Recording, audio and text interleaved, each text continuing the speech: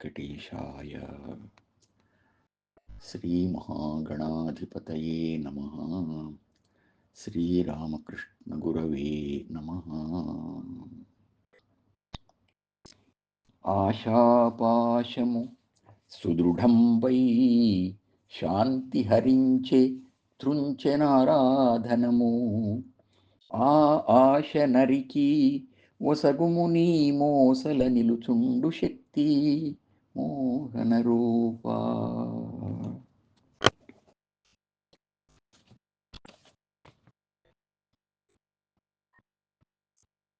ఆకాశపు రంగుతో ఆకర్షించే అందమైన స్వామి వెంకటేశ్వర.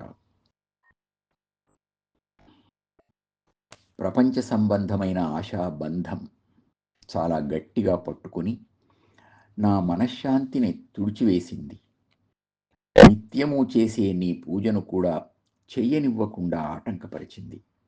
కనుక ఆశాపాశము అనే ఈ రాక్షస శక్తిని సంహరించి నాకు నీ గుడి వాకిట నిలిచే దైవీ శక్తిని ప్రసాదించు స్వామి అని ప్రార్థిస్తున్నాం. భగవంతుని ముందు నిలవడం అనేది సామాన్యమైన శక్తి కాదు.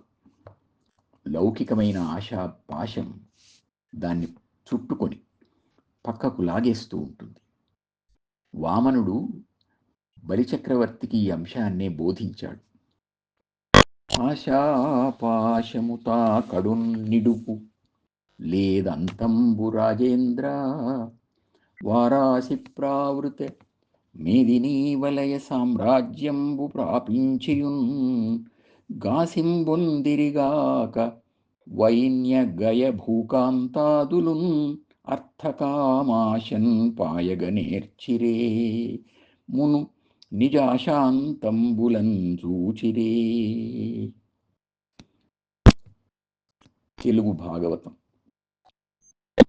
8వ స్కంధం 575వ పద్యం.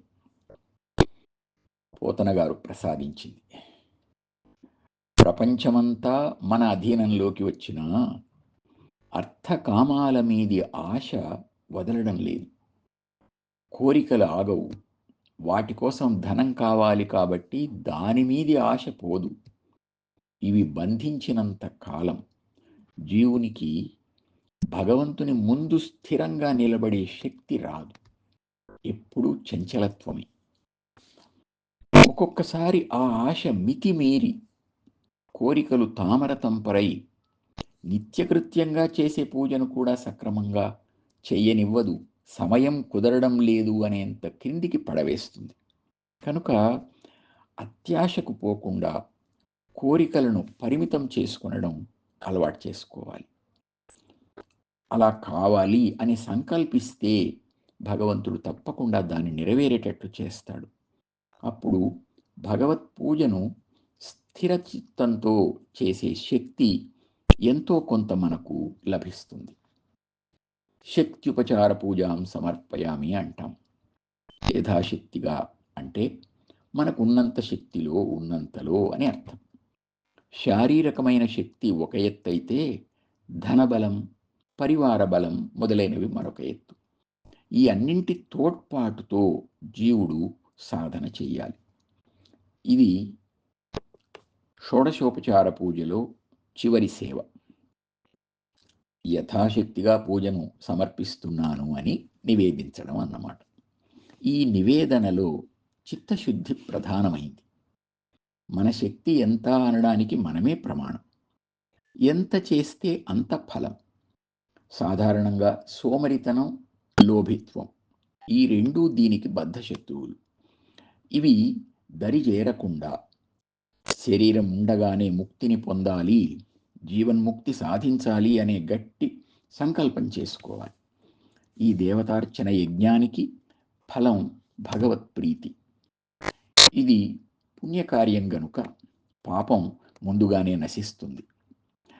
మనశ్శుద్ధి, మనశ్శాంతి లభిస్తాయి.